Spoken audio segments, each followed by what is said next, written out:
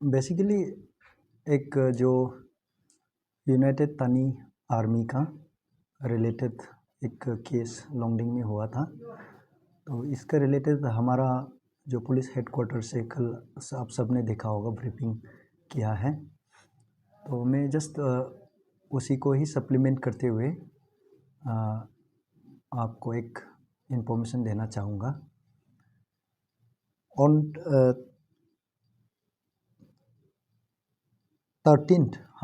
13 को एक जो अनजान लड़का लोंगडिंग टाउन में घूम रहा था, तो उसने एसपी रेसिडेंस में मदद मांगने के लिए आया। तो उनका जो मदद मांगने का स्टाइल और जो जिस तरह से प्रेजेंटेशन था तो सस्पिशियस लगा हमें।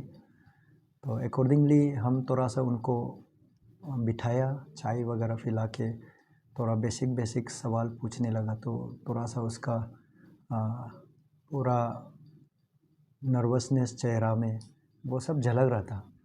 तो बाद में वो किसी तरीक़ा से फिर हमसे कोई बहाना बोल के मार्केट में जाने के लिए रिक्वेस्ट किया। तो मैंने मार्केट जाने को उनको अलाउ किया, पर मुझे डाउट हो गया था कि ये बंदा ने कुछ ना कुछ गड़बड़ी किया है या कहीं से कुछ कांड करके भगा हुआ है या हमारा लोंगडिंग में कुछ गड़बड़ करके बैठा हुआ है। तो अकॉर्डिंगली हमने OCPS लोंगडिंग को डायरेक्शन दिया कि ये लड़का को डिटेन करो और पूछताछ करो। तो विदिन नो टाइम हमारा OC ने उनको मार्केट से फिर डिटेन किया। डिटेन करके कुछ बेसिक सवाल उनको इंट्रोगेशंस थाना में किया। तो पता चला है कि वो यहाँ पे कुछ दिन से घूम रहा है। हमारा ऑफिसर्स लोग से कुछ झूठा कहानी बता के पैसा वगैरह कलेक्ट कर रहा है और इधर उधर अनजान लोकेशन में, सेंसिटिव लोकेशन में घूम रहा है। तो हमने फिर सोचा उनको का बारे में वेरीफाई करना चाहिए। तो अकॉर्डिंगली जितना डिस्ट्रिक्ट पुलिस है अरुणाचल में, हमने सब OCs को अलर्ट कर दिया कि इसका बारे में कुछ खबर है क्या। तो नेक्स्ट मॉर्निंग ऑन 14th हमें ये खबर मिला कि पुलिस हेडक्वार्टर से ये एक ट्रेन यूनाइटेड तानी आर्मी का कैडर है। तो हमें उसका सबूत वगैरह भी मिला। तो बाद में क्योंकि यूनाइटेड तानी आर्मी का इन्वेस्टिगेशन SIT PHQ में चल रहा है, तो वहाँ पे हमने उनको फॉर्मली अरेस्ट का जो प्रोसीड्यूर है और लीगल प्रोसीड्यूर है फॉलो अप करने के लिए उधर एस्कॉर्ट करके ईटानगर भेज दिया था। ये था हमारा जो रिसेंट में 13 को एक छोटा सा कहानी और स्टोरी। तो इसका रिलेटेड एक लोंगडिंग का रेलेवेंस इसलिए है, इसलिए मीडिया में आना पड़ेगा क्योंकि ये जो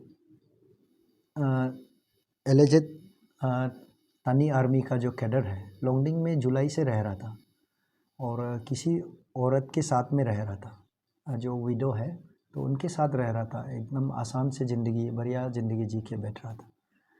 तो लोंगडिंग से इसलिए रिलेवेंट है क्योंकि हमारा जो लोग है बहुत इनोसेंट है।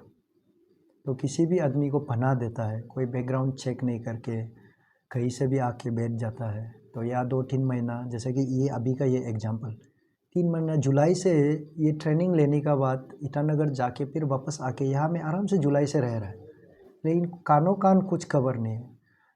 और बहुत इम्पोर्टेंटली यहाँ का औरत ने उनको पनाह दिया और साथ में बिठाया, खिलाया पिलाया। तो ऐसा नहीं करना चाहिए। हमें पब्लिक लोग को ये मैसेज पहुंचाना है कि कोई भी अगर बाहर का आता है, कम से कम उनका परिवार का बारे में जान लीजिए। अगर कुछ नहीं जानता है तो उसका रिलेटिव्स का बारे में, उसका दोस्ती यारी का बारे में, प्रीवियसली वो क्या कर रहा था, क्या नहीं कर रहा था, कुछ बेसिक चीज़ अगर वो जानकारी नहीं निकाल पा रहा है बोलने से, हमारा जो भी पुलिस ऑफिसर्स है या पुलिस का जो भी स्टाफ है, किसी को भी बता के इंटरनल उसको वेरिफिकेशन करने दीजिए। कोई भी बाहर अनजान लोग आता है तो तब आपको पता चलेगा कि उसका रियलिटी है। तो ये मैसेज हम पब्लिक को बताने के लिए कि आप थोड़ा वेरिफिकेशन कीजिए। कोई भी बाहर में आपका घर में रह रहा है, रेंट में रह रहा है या अपना घर में रह रहा है, तो हमें बताइए, हम अकॉर्डिंगली उसका वेरिफिकेशन करके उनका असलियत को निकालेंगे। तो अदरवाइज़ कोई भी आके यहाँ पनाह लेगा और कुछ कांड कर देगा, कोई एंटी सोशल काम करेगा तो हमें बहुत दिक्कत हो जाएगा, क्योंकि वो तो चला जाएगा, उसका कोई एड्रेस नहीं है, कोई प्रूफ नहीं है, कुछ नहीं है। तो लकीली अभी का ये केस में तो वो मेरा नज़र में आया, मेरा जो इंफॉर्मेशन हमें इंफॉर्मेशन मिला वो खुद चल के आया। तो उनका बुरा दिन था शायद, तो इसलिए हमें हमारा हाथ आया। अदरवाइज़ अगर ये कुछ कांड करके चला जाता तो किसी कानो कान किसी को खबर नहीं होता। तो ये एक कंसर्न होके मैं जस्ट पब्लिक को बताने के लिए आया हूँ।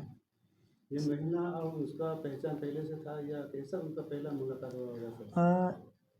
महिला और दोनों का इंट्रोगेशन में ये पता चला है कि दोनों मोबाइल नंबर किसी और से थर्ड पर्सन से, जिसका नाम मैं बताना नहीं चाहूँगा, जो कि दोईमुख भेस है, उसी से नंबर एक्सचेंज करके एक दूसरा को बातचीत करके फिर यहाँ लड़का ने डिसाइड किया आके रहने के लिए उनके साथ में। तो वो सब जून से शुरू होके जून लास्ट को आया और जुलाई से यहाँ पे प्रॉपरली रह रहा था। सर वो अभी पुलिस कस्टडी में ना कहा? जो लड़का है उसको तो हम लोग ने एसआईटी में भेज दिया है पीएचक्यू में, और जो औरत है वो तो बेचारा एक तरह से वो भी विक्टिम जैसा है, क्योंकि उनको उसका बैकग्राउंड के बारे में मालूम नहीं था और उसका किसी फैमिली का नॉलेज नहीं था। बस उन्होंने साथ में यहाँ रहा है, वो भी वो कंसिडर करके कि he will be my husband, क्योंकि वो विडो है। तो वो सोचा है कि उनके साथ में रिलेशन बनाएगा और उसको पति मान के साथ में रह रहा था। तो उनका छोटा छोटा बच्चा भी है। 3 लोगों को किसी का सहारा मिल गया बोल के वो लकी सोच के एक्चुअली उसको रखा था, लेकिन बाद में पता चला, हम लोग ने बताया कि कोई लकी नहीं है, आपको ये धोखा हुआ है और अभी इसको कंटिन्यू नहीं करने से ठीक है बोल के उनको समझा दिया है। तो लड़की को हम लोग दूसरा चीज़ में कोई भी एक्टिविटीज़ में एंटी सोशल एलिमेंट का कोई भी काम में उनको मिला नहीं है, कोई एविडेंस नहीं है उसका खिलाफ, तो हम उसको डिटेन नहीं कर सकता है। तो वो अभी अपना नॉर्मल ज़िंदगी में जी रहा है और उसका नाम वगैरह भी हम रिवील करना नहीं चाहेंगे। तो सर आर्म्स एम्यूनेशन रिकवर करने का भी एक रिपोर्ट देखने को मिला है, तो कितना तक सच है? हाँ, ये फिर उस दिन 13 को, ये महीना का 13 को हमारा डीएसपी हेडक्वार्टर, ओसी तीसा, ओसी एसवी और इसके साथ में टीम ने एक इनपुट मिला कि नीनू बस्ती का कोई खेत में कुछ आर्म्स होने का डाउट है। तो अकॉर्डिंगली ये टीम ने जाके वेरीफाई किया, तो वहाँ पे हमें एसएलआर राइफल 7.62 mm का एक मिला है और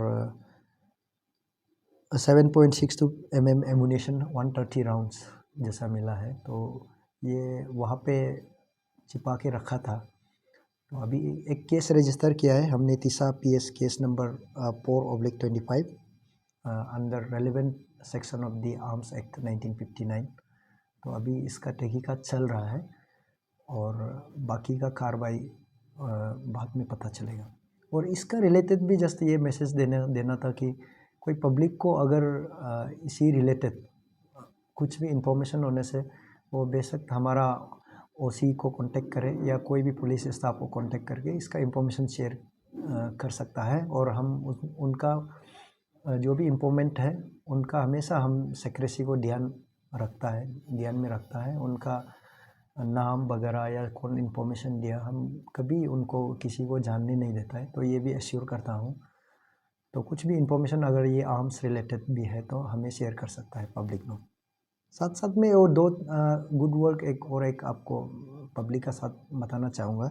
ये सप्ताह के अंदर में 8 तारीख को एक हमारा NSN-IM का कैडर विथ आर्म्स AK-47 के साथ में एक सरेंडर हुआ था। तो उसका रियल नाम पुलेश्वर गोगोई है, नोंग एस्तांगसा करके है। तो वो सरेंडर हुआ है और इसके बाद में साथ साथ में फिर 16th को यानी कल एक हमारा NSN-R का SS लेफ्टिनेंट बनपो वांगसू, उनका भी हमने सरेंडर का प्रोग्राम करवाया है। तो ऐसे करके ये सप्ताह 2 लोग ने मेन स्ट्रीम में आने के डिसाइड किया है और सोसाइटी का अच्छा काम में कंट्रीब्यूट करेगा बोल के धीरे धीरे करके मतलब जो आर्म्स स्ट्रगल है उसको छोड़ के हमारा साथ जोड़ने का प्रयास कर रहा है। और हमारा भी प्रयास ये है कि कोई भी इश्यूज़ को अगर पीसफुली सॉल्व किया जा सकता है और अच्छे तरीक़े से सॉल्व किया जा सकता है, दैट इज़ वेरी वेलकम और बहुत अच्छा है, सभी समाज के लिए हर किसी के लिए अच्छा है। तो हम ये दोनों सरेंडर कैडर को भी वेलकम किया है और बाकी लोग को भी इसका रास्ता में चुनने के लिए अपील कर रहा हूँ।